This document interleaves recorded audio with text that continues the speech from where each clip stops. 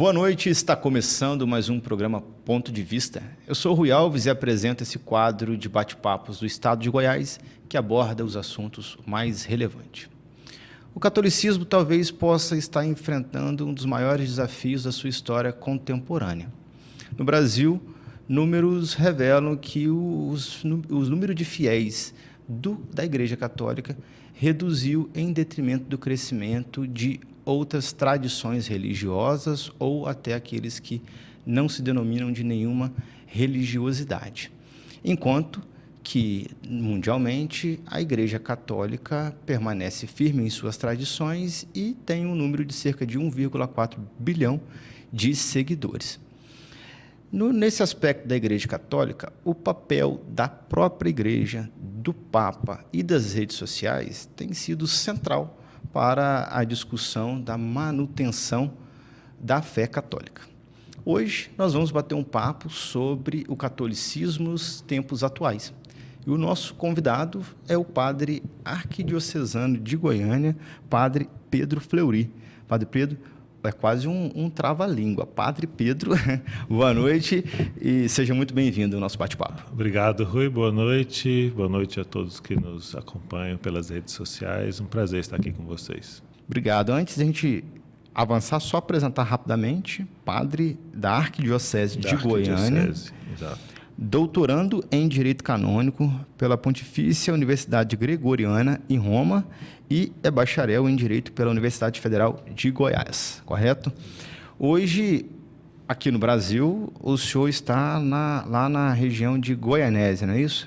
Eu sou natural de Goianésia, os meus pais moram lá, mas, como você disse, eu sou padre da Arquidiocese de Goiânia e sempre exerci meu ministério aqui, sobretudo no seminário Santa Cruz da Arquidiocese de Goiânia, que fica ali no Jardim das Aroeiras. Então, quando estou de férias, vou para casa dos meus pais, mas minha residência, digamos assim, é Goiânia. Goiânia. Até peço desculpa para quem conhece aí, eu não tenho conhecimento da questão do limite territorial da Arquidiocese de Goiânia, então ela não chega a Goianésia. Não lá chega, Goianésia Goianésia é Diocese de Uruaçu. De Uruaçu, perfeito. Padre Pedro, que inclusive o nome remete ao primeiro Papa da Igreja, né? Pedro, discípulo de Jesus, assim pelo menos nos ensina a Igreja Católica, né, padre?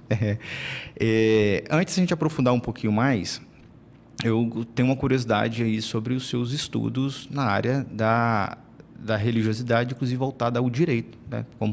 Como também operador do direito que sou, bacharel em direito e estudando aí o direito canônico em Roma. Para quem está nos assistindo, o que é o direito canônico e de que forma que ele atua na sociedade? Bem, uma premissa, né? Você falou, já colocou o foco nos estudos, né? Eu fiz também os estudos normais para ser padre, né? Quando terminei o curso de Direito, no finalzinho senti o chamado vocacional, fui para o seminário e aí fiz o curso de Filosofia e de Teologia. E depois da teologia, então, o então arcebispo Dom Orson me pediu que fizesse o curso de Direito Canônico, né? Então, o Direito Canônico é um ordenamento jurídico da Igreja, né? Basicamente isso. Existem a revelação divina, né? A palavra de Deus, o modo como a Igreja compreende isso, gera uma tradição que se encarna em questões concretas, né? A organização interna da Igreja, direitos dos fiéis, deveres, inclusive delitos, né? E processos, né? Como realizar os processos. Isso foi se estruturando paulatinamente ao longo dos séculos e formou um corpo jurídico, né? Nós temos inclusive um código de direito canônico. O primeiro foi em 1917, depois foi reformado integralmente em 83, e uma infinidade de leis esparsas, né? Então tem uma ciência jurídica canônica, tem uma legislação canônica, tem uma estrutura de justiça no interno da Igreja, tanto justiça administrativa como propriamente justiça, processo judicial, etc., né? É assim. E a escolha do estudo do direito canônico em Roma é exclusivo desse doutorado lá ou uma orientação da igreja ou escolha pessoal sua? Então, foi um diálogo, né, meu com o atual arcebispo, né? Em Roma existem várias universidades eclesiásticas, né, ligadas ao Papa de algum modo. E algumas delas têm cursos de direito canônico, né? Ali, pelo fato de ter ali o Papa, a Cúria Romana, né, toda a administração central da igreja, digamos assim, todos os arquivos, né, e isso facilitou a organização, o desenvolvimento das universidades ali. Então, tem vários centros de excelência. Existem já outros. Aqui no Brasil, eu fiz o mestrado aqui em Goiânia, né? Como eu te disse antes de começarmos. No Brasil existem, além desse nosso curso aqui em Goiânia, que depende dessa universidade em que eu estou estudando em Roma atualmente, tem mais, acho que 6 cursos de mestrado ligados, de um modo ou de outro, a universidades romanas.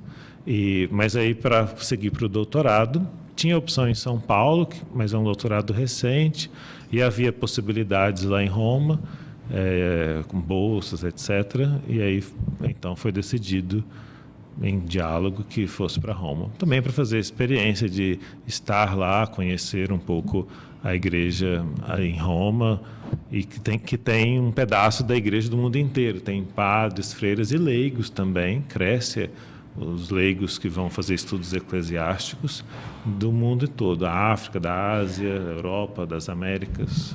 O senhor está lá em Roma há quanto tempo? Há um ano, desde agosto do ano passado. Então, na nomeação do novo Papa... Eu estava lá, exatamente. O senhor estava lá? Estava lá, a morte do Papa Francisco e a eleição do novo Papa, do Papa Leão XIV. Eu quero falar depois então um pouquinho sobre isso, se eu puder nos dar umas depois ou pincelada. Agora? Não, porque vamos fazer o seguinte, Okay. eu vou fazer um funil aqui, para quem está nos assistindo e também até conhece pouco sobre o catolicismo. Vamos começar aí pelo catolicismo e a gente fala então do papel do Papa na igreja. Okay. Como é que isso, falando do catolicismo nos tempos atuais, como é que o senhor enxerga de forma ampla, geral, o papel, a posição do catolicismo no presente, hoje? Eu trouxe uns dados aqui, que tem cerca de 1,4 bilhão de seguidores na Igreja Católica, todavia, com o crescimento populacional, em alguns países, como no Brasil e Portugal, há uma redução do número de fiéis católicos, pelo menos declaradamente, em detrimento do crescimento de outras religiões. Há um motivo específico para isso? Olha, eu não sou sociólogo, isso é uma boa pergunta para um sociólogo, né? Mas eu tenho minhas impressões, é claro. No geral, existe um crescimento, ainda que pequeno, um crescimento numérico, número total. Todos os anos se faz essa contagem, né? E eu acho que com um gap aí, esse ano acho que saíram os dados de 2023, de batismos, por exemplo, né?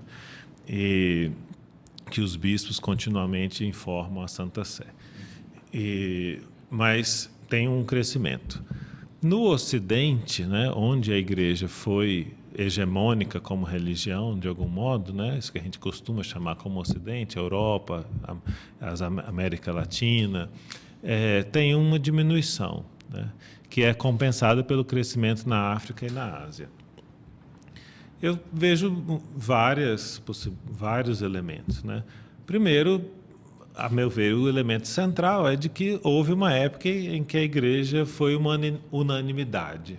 E essa unanimidade foi quebrada, né? Então, há 100 anos, pensemos no Brasil, alguém dizer que não era católico era um grande problema, né?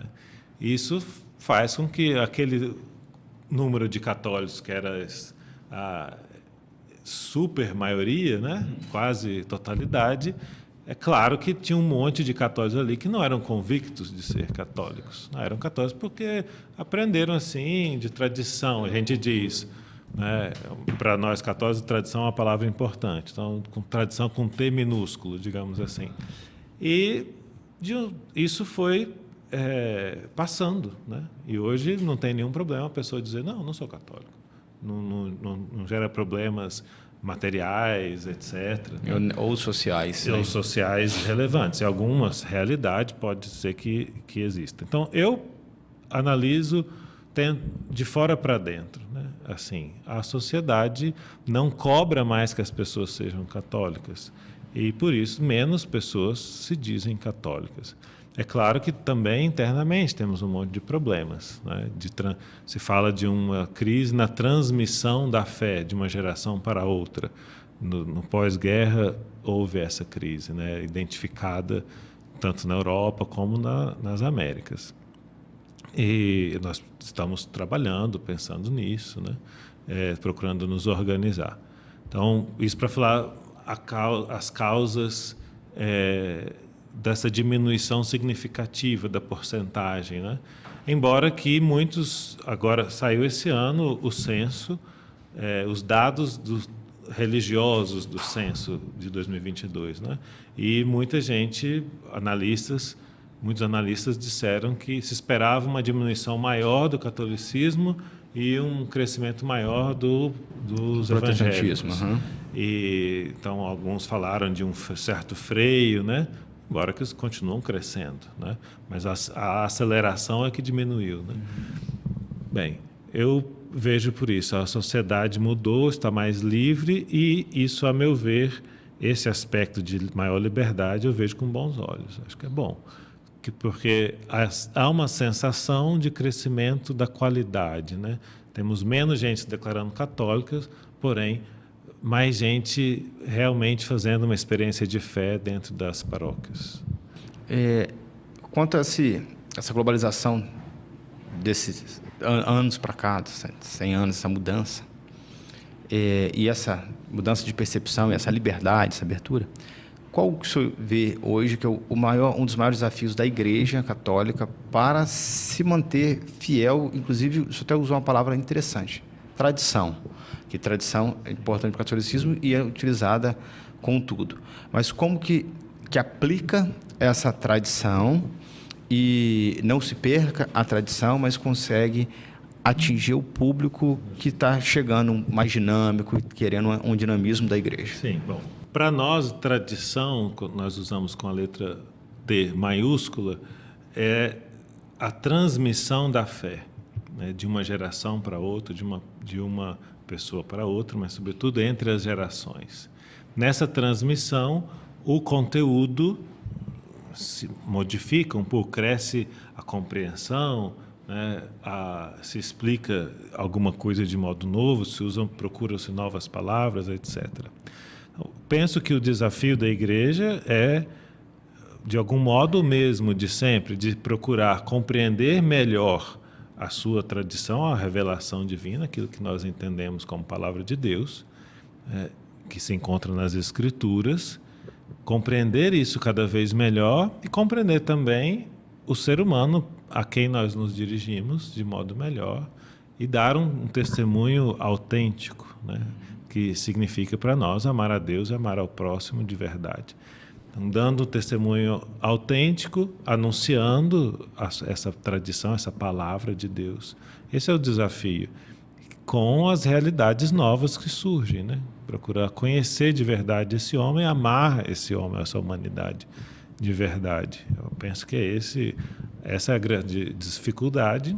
Essa também é a beleza do caminho, né? É a dificuldade de se manter a tradição do Pedro de 1987 anos atrás, Simão Pedro, para o Pedro de 2025, com a tentativa de transmitir os mesmos anseios religiosos de lá. Sim, de ser fiel, sobretudo, a Jesus Cristo, né? Pedro foi o primeiro dos discípulos, mas para ser fiel a esse Cristo, temos que nos colocar a refletir, mas quem mesmo foi esse Jesus? Né? Já entendemos uma série de coisas para nós, na igreja, estão esclarecidas, mas o mistério de Deus é sempre infinito. Então, temos que conhecer mais ainda esse Jesus Cristo e apresentá-lo com nossas palavras, mas também com as nossas atitudes. Aliás, apresentá-lo primeiro com as nossas atitudes, que é o mais difícil, e depois também com as nossas palavras, né? Esse é o desafio de todos os tempos, né? O Papa João Paulo II, nas vésperas do ano 2000, fez uma carta para todos os bispos do mundo, dizendo: olha, estamos só começando, né? Temos ainda que nos converter muito e anunciar melhor, né? Então, ele fez um grande ganho que ele deu para a igreja, foi a ideia de uma nova evangelização, com novos métodos, novas expressões. Estava dizendo, diferente daqueles métodos que a igreja usou em muitos lugares, que nós já pedimos perdão por eles, né? O que foi feito com a catequização dos índios, né? A força, muitas vezes, etc. São novos métodos na liberdade, no respeito, novas expressões. Não quer dizer que tudo foi ruim, tudo foi mal feito, pelo contrário. Mas houve, sim, pecados graves, crimes, né? Então, procurar evangelizar de um novo modo, né? E esse é o desafio de sempre. O senhor falando isso do novo modo de evangelização me traz até me remete a algo, de repente, simples. E que demonstra uma nova forma de comunicar que a igreja tem, inclusive com a tradução da própria Bíblia Sagrada. Tínhamos Bíblia com palavras difíceis de compreensão e formas verbais, e uma tradução, uma coerência melhor de palavras que permita o leigo uma interpretação e uma compreensão melhor, né? Então, é uma nova forma de evangelizar, de um exemplo bem pequeno, né? Sim, esse é um tema riquíssimo, né? Temos muitas universidades dedicadas aos estudos bíblicos, no Brasil também, e é um grande desafio se você traduzir textos que foram escritos há 2.000 anos atrás, algumas partes da Bíblia têm 3.000 anos, para o português de hoje, né? Uma coisa é um texto de 50 anos atrás, a gente já lê com uma certa dificuldade, né? Então, tem um colega aqui de Goiânia também que está estudando isso, dando Sagrada Escritura, escrevem-se rios de tinta para decidir com qual palavra vamos traduzir esse termo hebraico aqui, né? Que para ser mais justo, aquela coisa, você traduzir aproximando o texto original da pessoa que vai ler, né? Um texto mais simples, mas às vezes se distancia, ou aproximando o interlocutor do texto original, etc., né? Então, e existem várias traduções diferentes da Bíblia no mercado, digamos assim. E que há essas discussões profundas da tradução e a mudança das palavras e o sentido que as pessoas levam aquilo para a vida.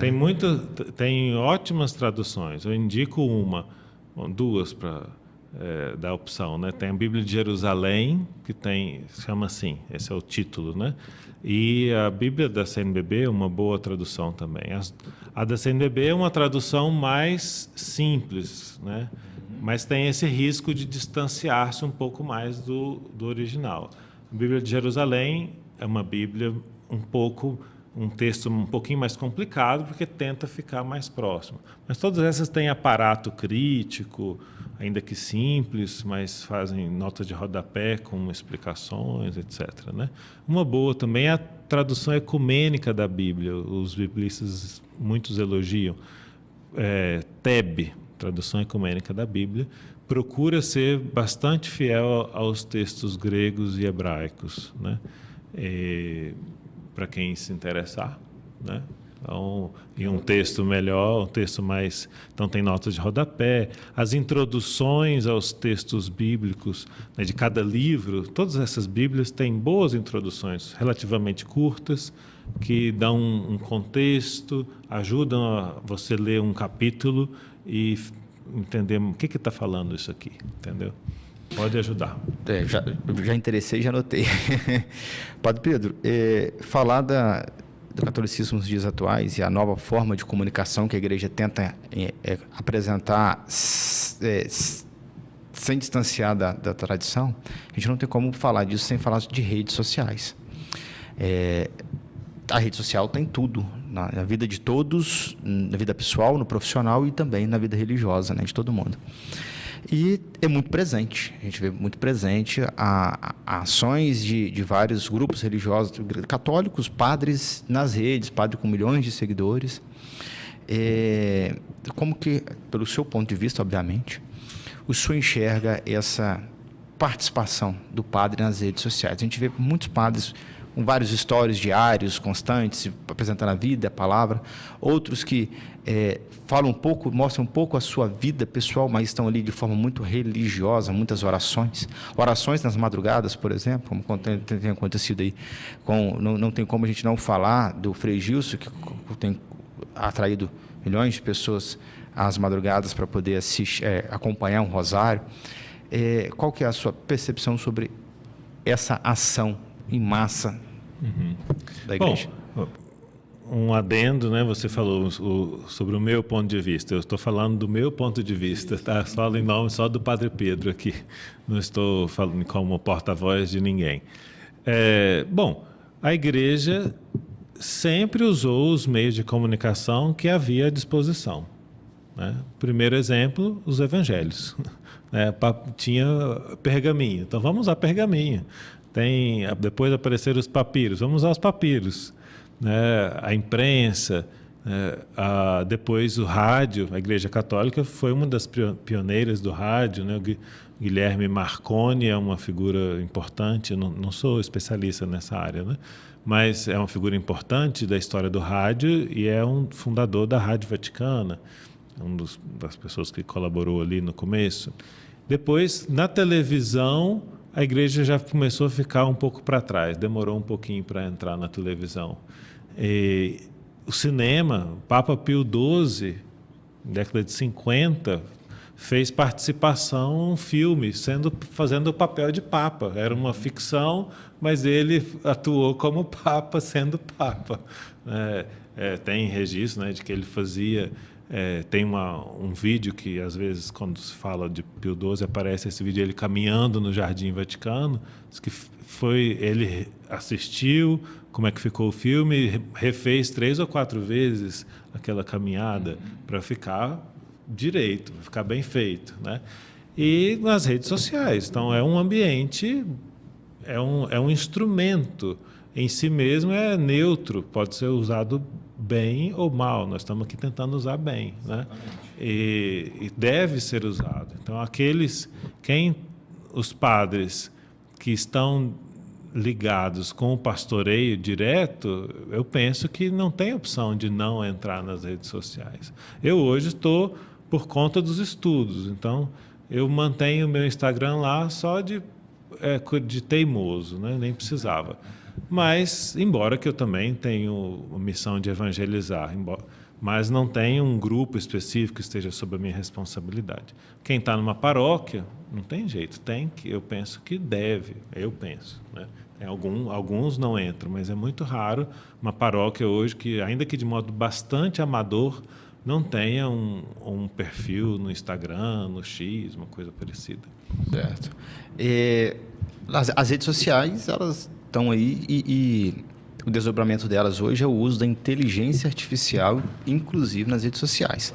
E esse tema da inteligência artificial, ele é presente, pois parece que se tornou uma bandeira, um tema forte do novo Papa Leão XIV. Ele falou algumas vezes em coletivos de imprensa, inclusive, sobre os cuidados com o uso da inteligência artificial.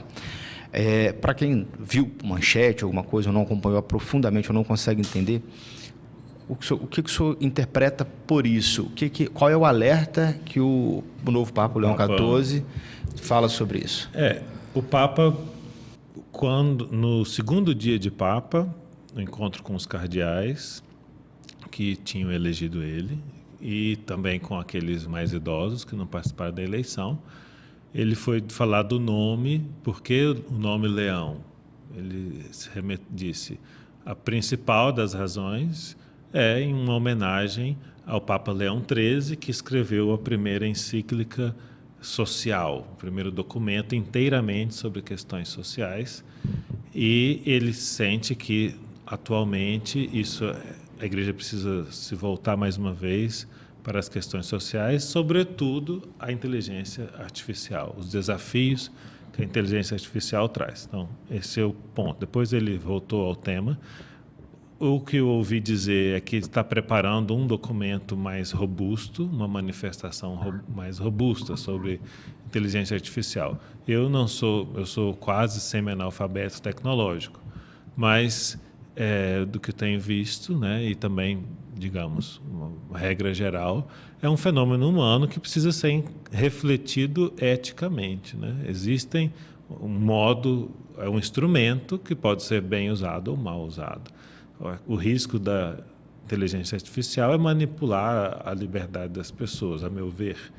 E a possibilidade é de potencializar a comunicação, potencializar a produtividade em tantos âmbitos, não é? E porque se trata, mais ou menos, pelo que eu entendi, né, de, digamos, superprogramas de computador, né? Não é que tem gente da área que diz não é nem inteligência nem artificial, né?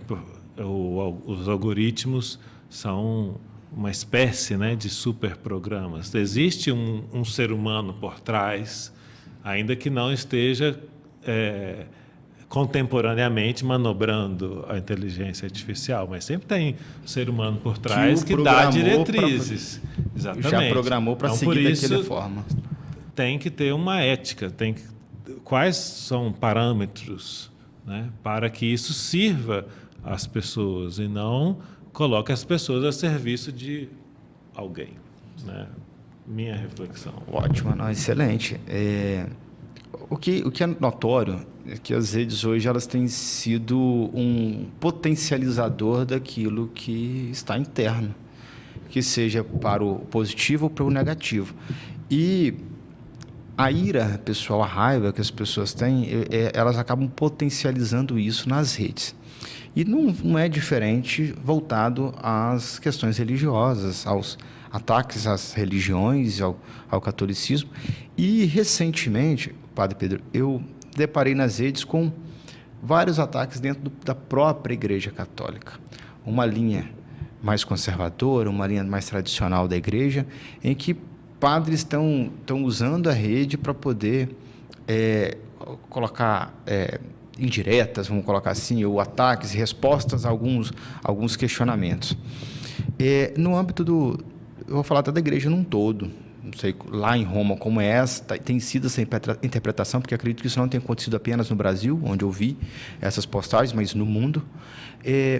Como que a igreja tem lidado com isso, com as divergências entre os próprios sacerdotes? Sim. Bem, essas divergências sempre existiram. A igreja católica, né? Surgiu esse nome já no comecinho do segundo século e tem um sentido de universal, né? E se pretende, assim, quer chegar a todos os homens. Então, ela é diversa dentro delas. Para dar um exemplo, dois exemplos, São Pedro e São Paulo têm um registro de uma divergência na Sagrada Escritura. Você lê a carta aos Gálatas, você vê lá São Paulo dizendo que chamou a atenção de Pedro em público. Havia teólogos dizendo que São Paulo que estava errado. Mas, enfim, ficou só a palavra de Paulo, São Paulo puxou a orelha de São Pedro em público. Pedro não escreveu, né? E Pedro não falou disso, né? Depois, dois grandes teólogos, grandes doutores da igreja, Jerônimo e Agostinho, São Jerônimo e Santo Agostinho. Inclusive, tem a imagem dos dois dentro da Basílica de São Pedro, tamanho colossal, sei lá, 3, 4 metros de altura, do lado um do outro. Mas as cartas entre eles, eu nunca li, trechos somente, mas são muito espinhosas. Eles divergiam profundamente, inclusive com, às vezes, palavras fortes. Hoje isso também existe. Claro que tem um limite do respeito, da hierarquia, a igreja tem uma estrutura hierárquica, né? Agora, nos últimos anos, isso foi forte. O Papa Francisco tinha certas posturas fortes e ele foi muito crítico para dentro da igreja. Isso suscitou muito nervosismo, né, de certos setores e ele foi alvo sobretudo de leigos. Eu penso que um pouco influenciado por padres, por bispos, né? Mas eu não vi muitos padres e bispos fazendo ataques violentos ao Papa. Mas de leigos eu vi grupos assim pretensamente laicos, etc., foram violentos com o Papa, com palavras, né? Outras vezes também o Papa Bento XVI sofria críticas, sofria uma certa censura branca, digamos assim. Papa João Paulo também era muito... Eu me lembro de criança, eu tenho essa sensação de ver as manchetes, reportagens do Papa João Paulo, parecia que estavam distorcendo o que ele estava dizendo. Quem está na frente está suscetível a isso, né? Pessoas mais velhas do que eu me disseram que a impressão é de que era mais violento agora com o Papa Francisco, por causa das redes sociais que possibilitam isso. Você tem uma sensação de privacidade. Você está com o seu celular no seu quarto e você acha que você pode falar o que você quiser, como se estivesse falando com um amigo aqui. Só que o que você diz nas redes sociais, você está falando na praça pública, né? Como aqui eu estou falando. Então, as pessoas colocam para fora esse ódio que elas têm dentro, infelizmente, às vezes, de um modo um pouco irracional, né? E a minha leitura é essa, né? Também, eu penso que eu acho que podemos concluir que o Papa Leão tem isso em mente, aquela insistência, né, presente até agora na paz, a primeira palavra, paz, né? E repetiu, paz, paz, paz, paz. A palavra do ressuscitado é uma expressão bíblica, mas muito forte para a tradição, que tanto é um sinal para a política como para internamente, né? Sobretudo na Europa, havia um certo mal-estar do clero, de partes significativas do clero com o Papa Francisco. E me parece que o Papa Leão quer sanar um pouco, né, isso, não aniquilar as divisões, mas diminuir a violência, a intensidade, eu acho que me parece evidente. Encerrar isso é praticamente impossível, é uma questão social, né, padre? Então, deixa eu deixar um recadinho aqui, perdão, só para quem está nos assistindo, que eu já vim esquecendo, a nossa conversa vai fluindo, e deixar um recado aqui para você, advogado que nos assiste e tem um problema de comunicação com o seu cliente, que fica entrando em contato com o escritório o tempo todo. Doutor, como está o andamento do meu processo? Existe um aplicativo que soluciona esse problema, é o app do advogado. Ele notifica na tela do celular do seu cliente o andamento do processo dele e cessa essas ligações insistentes aí no seu escritório. Acesse o link aqui embaixo, appdoadvogado.online, e conheça essa plataforma. E para você jovem que busca um ingresso no mercado de trabalho com a qualificação profissional adequada, a Faculdade Delta está com o vestibular 2025-2 com as inscrições abertas para 5 cursos de graduação. Acesse o link aqui embaixo também da Faculdade Delta e se prepare para o mercado de trabalho. Desculpa, na hora eu fui falar aqui, acho que o senhor ia falar, complementar algo. Eu ia dizer que eu acho que seria ruim se nós suprimíssemos as divergências, porque o Senhor nos fez livres. Então, nas divergências, nós podemos nos aproximar da verdade e conhecer-nos mais uns aos outros. A questão é que a divergência tem que ser feita com respeito, né? Então, a igreja não é avessa a isso. Inclusive, né, a baixa Idade Média, que podemos dizer o tempo que a sociedade europeia era mais católica, temporalmente falando, né, havia disputas, né, entre os professores universitários que nós não encontramos hoje nas universidades, né? Eram disputas mesmo, que traziam para o plano intelectual os duelos que os irmãos lá dos frades estavam fazendo com espada e lança. Eles faziam disputas intensas, né, de ideias. Hoje você vai num congresso, até às vezes numa defesa de mestrado, de doutorado, é difícil ter uma disputa que nossa, aqui deu gosto de ver, né? Quase voou sangue, né? É bom quando você vê isso. Então há uma busca intensa da verdade, né, de encontrar algo de concreto, né? Eu acho que precisa que isso seja feito com respeito às pessoas, né? Com respeito aos fatos, né? E isso penso que é o que deve ser buscado. Talvez naquela época tivesse mais respeito, apesar dos embates, né, das disputas, de divergências, o respeito ainda assim se manteria. A dificuldade é quando falta o respeito, e em algumas circunstâncias ele falta, né? Então, muitas pessoas têm estado comedidas, inclusive, de opinar, devido, inclusive, a esses ataques que hoje as redes têm possibilitado acontecer, né? Padre Pedro, sobre o Papa Leão XIV, já aqui nesse caminho, já nos fala um pouquinho dessa experiência de ver a nomeação do Papa, estando lá em Roma, mas o Papa Leão XIV, ele aparentemente se apresenta como um Papa mais tradicionalista, falando da palavra tradição que a gente trouxe no começo do episódio.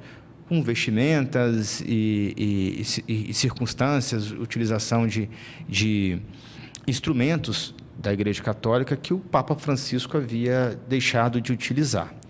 Como que o senhor enxerga isso, essa postura do Papa para com a Igreja Católica, e como é que ela se posiciona nesse ponto agora nos tempos atuais? Sim. Bem, primeiro, internamente na Igreja, a expressão tradicionalista tem uma conotação negativa.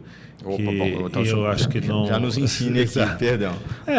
Em geral, esse sufixo às vezes carrega um elemento negativo. O Papa Leão recobrou alguns elementos de tradição, que nós na teologia diríamos tradição com T minúsculo, que o Papa Francisco não usava, veste, etc., né? Vai voltar a viver no Palácio Apostólico. E isso, com certeza, ele está consciente do impacto disso, né?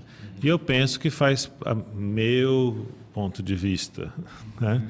Que faz parte dessa tentativa, dessa busca legítima, me parece, de uma pacificação, né? Uma maior pacificação. Ele, contudo, se lermos o Papa Leão, o que ele tem dito, o que ele tem escrito, né, suas homilias, seus discursos, você encontra uma semelhança, uma proximidade muito grande com o Papa Francisco. Assim como, quando lemos o Papa Francisco e lemos o Papa Bento XVI, nós encontramos uma proximidade muito maior do que as fotografias fazem pensar, né? Então, o Papa Leão é um homem de grande cultura, de experiência vasta, fez estudos aprofundados, fez um doutorado de Direito Canônico, como eu estou fazendo agora. Com certeza ele fez muito melhor do que eu. Vão até publicar o doutorado dele agora, está sendo publicado, republicado, tinha sido publicado, que eu saiba. E, ao mesmo tempo, americano, neto de imigrantes, os pais dele são americanos mesmo, nascidos nos Estados Unidos, Chicago, mas os 4 avós são imigrantes, vieram da Europa, né, pessoas de origem humilde, etc., né? E ele faz os estudos com os agostinianos, vai para Roma, 3 anos ali, estudando, década de 80, o Papa era João Paulo II. Passa ao todo 25 anos no Peru, como padre e bispo, regiões muito carentes, no norte do Peru. Chiclayo, ninguém sabia onde ficava até o Papa pronunciar o nome dessa cidade, lá no dia que ele se apresentou. Depois o Papa Francisco escolhe para vir a Roma e confia a ele uma das responsabilidades mais altas. Não se faz isso com uma pessoa com quem você tem grandes divergências, né? Então, ele foi um dos principais assessores do Papa Francisco nos últimos 2 ou 3 anos. Então, era o responsável pela escolha dos bispos e pela resolução dos principais problemas que envolvessem bispos no mundo inteiro. Então, esse é um cargo-chave, né? Porque existem também cardeais e cardeais com responsabilidades menores e responsabilidades maiores. Ele já foi para lá para cima. E agora é Papa, né? Então, é um homem de grande experiência, uma grande bagagem, que sabe compor divergências, a notícia que eu tenho é essa, né, de que é um homem que escuta muito e sabe decidir no momento certo. Essa é a característica que muita gente falou para ele, sobre ele de cara, né? Você perguntou também da eleição, né? Eu vivo no Colégio Pio Brasileiro, que é uma casa que pertence à CNBB, a Conferência dos Bispos do Brasil, para padres brasileiros estudantes em Roma. Ali ficaram hospedados os cardeais brasileiros, tanto antes da eleição como depois. Tem o período ali de 2 dias em que eles ficam lá fechados no Vaticano, as votações na Capela Sistina. Mas antes e depois eles ficaram lá conosco. E eu vi só fazer um problema. Você falou período de 2 dias, porque nesse caso ocorreu nisso, pode ocorrer até muito mais. Pode ser mais, exato. Mas nos últimos séculos tem sido rápido. E o que eu vi foi uma grande seriedade dos cardeais. Assim, é um evento humano e espiritual ao mesmo tempo. Até porque, para nós, católicos, não tem essa separação, o que é humano, o que é espiritual, não tem separação estanque. Então, eles rezavam e conversavam, né? E falavam, tinha uma coisa que os filmes, se tem algum cineasta, né, fica a dica. Os filmes sobre a eleição de Papa ainda não exploraram. Dos que eu vi, nenhum explorou isso. As reuniões que acontecem durante os funerais do Papa, o velório, digamos assim, e ainda mais 9 dias depois do sepultamento, os cardeais se encontram diariamente, de manhã e de tarde, num auditório, e tem o microfone livre. Todos vão lá e falam o que eles pensam que a igreja precisa fazer, o que está indo bom, o que está indo bem, o que está indo mal, qual é o perfil da pessoa que deve ser eleita. E no cafezinho, no almoço, eles conversam. E no intervalo disso, eles rezam. E ali já surgem alguns nomes. Naturalmente. Vão rezando, celebra a missa, oração com salmos, a liturgia das horas, meditação, tudo isso se alternando. Então eu via no jantar, no cafezinho, os cardeais conversando, às vezes falando de amenidades, mas às vezes o assunto era o que vamos fazer com as vocações, os jovens, a catequese, a pastoral familiar. Né? E dali surge, né, o nome junto com a oração. Né? Depois a eleição é um evento litúrgico. Né? O conclave é um evento litúrgico. Eles estão o tempo inteiro rezando e votando, né? Até que sai o Papa. Então a minha impressão é que os cardeais, os brasileiros que eu vi de perto, né, homens muito sérios ali, claro, conversando, né, não é que estava esperando chegar um WhatsApp de Deus, né, pelo contrário, né, mas confiando na ação de Deus por meio desses elementos humanos, né, refletindo. É interessante, de fato eu também não tinha conhecimento sobre esses bastidores e acredito que tem muito mais aí, mas para a gente já encerrando, o Padre Pedro, mas nessas conversas aí, por exemplo, que o senhor possa falar, o senhor chegou a ouvir algum deles que sugeriu ou acreditava que o nome do Papa Leão XIV seria de fato o escolhido, ele era o preferencial? Não vi o nome dele antes e para mim foi uma surpresa, porque inclusive na Itália se esperava muito um italiano, como sempre, são muito bairristas, e também tinha a conversa assim de corredor de que um americano não seria, né? Não, americano não precisa nem pensar, porque é um país de maioria não católica, né? Enfim. E outros motivos também, tem uma certa má vontade na Itália com os americanos. E eles têm bases militares lá, os italianos ficam meio assim com os americanos. Embora que tem a cultura, já usam mais o inglês no cotidiano do que a gente aqui. Mas, enfim, não esperava, né? Foi uma novidade. Interessante. Padre Pedro, infelizmente nosso tempo chegou ao fim. Geralmente, os nossos convidados deixam um recado e, obviamente, com o senhor aqui, com a liturgia da Igreja Católica, deixa um recado para quem nos assiste, inclusive sobre o catolicismo. O que o nosso espectador pode esperar da Igreja Católica para para o futuro, diante do que o senhor tem enxergado aqui no presente, o senhor tem estudado, e o que ela deve buscar em questão espiritual. E se por acaso, o senhor falou até do seu Instagram, que está lá, mas caso queira deixar para alguém acompanhar um pouco de alguma coisa que o senhor queira comunicar, falar um pouco sobre mais direito canônico, está à disposição o espaço do senhor. Sim. Bem, uma mensagem que eu digo sobre a igreja, né? Que eu espero da igreja é encontrar sempre mais Jesus Cristo na igreja.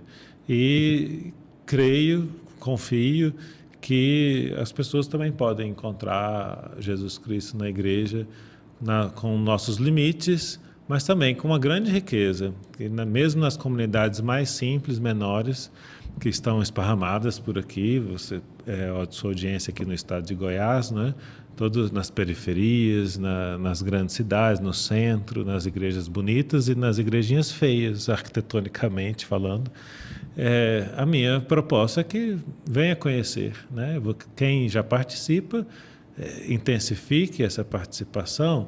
A igreja é um ambiente de grande liberdade, grande diversidade, tem gente de todo jeito na igreja, graças a Deus. E é possível fazer uma bela experiência de fraternidade, de espiritualidade. Sempre, em todas as paróquias nossas aqui de Goiânia, eu conheço grande parte. Todas têm alguma experiência de caridade, têm experiências de oferecer momentos de espiritualidade, além das missas, né, da Santa Missa. E conhecer a igreja é uma experiência espiritual e humana muito interessante. Tem muita riqueza que pode ser bem aproveitada. Bom, muito obrigado. Obrigado pela sua participação. Foi um prazer. O prazer foi todo nosso. Deus abençoe você, a audiência, todos aqui nosso produtor que está nos acompanhando. E até uma próxima. Obrigado, amém. E agradeço demais essa passagem rápida do senhor aqui pelo Brasil, de volta aqui, poder nos dedicar um pouquinho do seu tempo de férias, de descanso, para colaborar conosco sobre o seu ponto de vista. Obrigado, viu, padre? E vocês que nos assistem, obrigado sempre pela audiência. Deixa aqui no nosso comentário o seu ponto de vista também. Se inscreva no nosso canal, curta aqui o vídeo e compartilhe com quem você saiba que pode interessar pelo catolicismo nos tempos atuais.